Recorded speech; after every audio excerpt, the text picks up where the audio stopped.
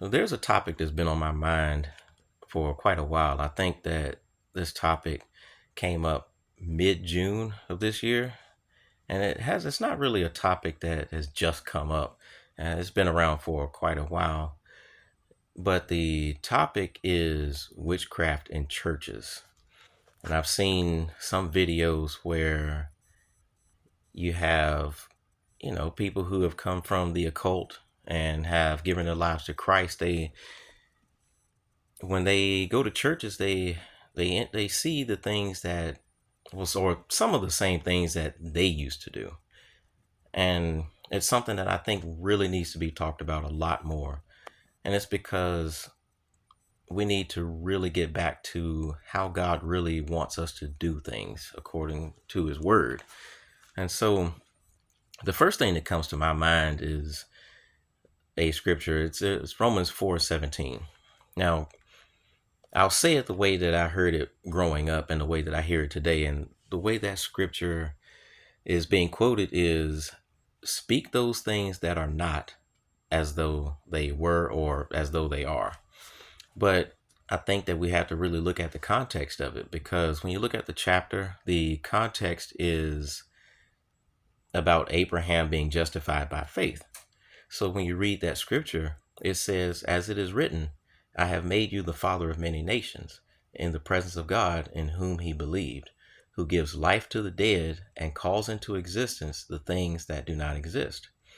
Now, sure, we are made in God's image, and we have the ability to create.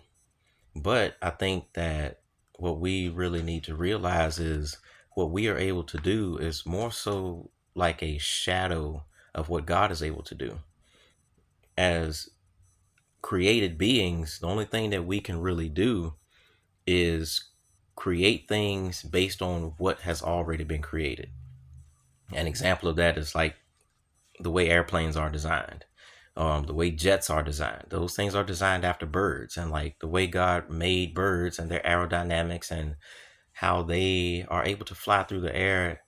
That is how we have been able to create airplanes and jets to function the way that they do. It's because what we create, it's already what we create, God already provided the design for it. And so, for example, the way God is able to do things in Genesis, when he said, let there be, when he spoke, that thing happened. Now, if we did something like that, if you think about it, if you're driving down the road, somebody makes you mad, if we could speak something into existence and we called that person stupid, that person would right then and there become stupid. And you think about how much we actually say, you think about how much our emotions are tied to, how much our words and emotions are tied together. And so if we could really speak things into existence the way that God is able to do, this world would be chaos. I mean, every little thing that we would say, it would happen. And so I know that the Bible tells us the right way to go about saying things, and how we should what is it, listen before we speak, and to season our words with grace, to say things that build each other up. And so when you think about it, like, that is how God tells us, he gives us the formula as to how we should speak. Now, just to go back to what I was saying though, what we don't really realize is, if when it comes to speaking things that are not as though they are or as though they were, that's basically the same thing as law of attraction or manifesting things. And so it's witchcraft.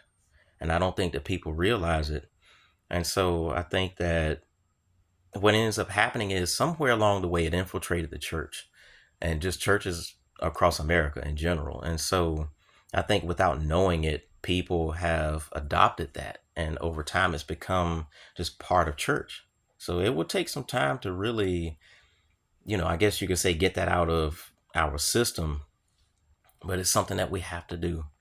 We have to do it because we have to make sure that we are doing things God's way. And so that is my hope. I'm thinking about making a series on this. And yeah, I think that's what I'll do. I'll make a series on it. So I hope that helps. I hope that bless you.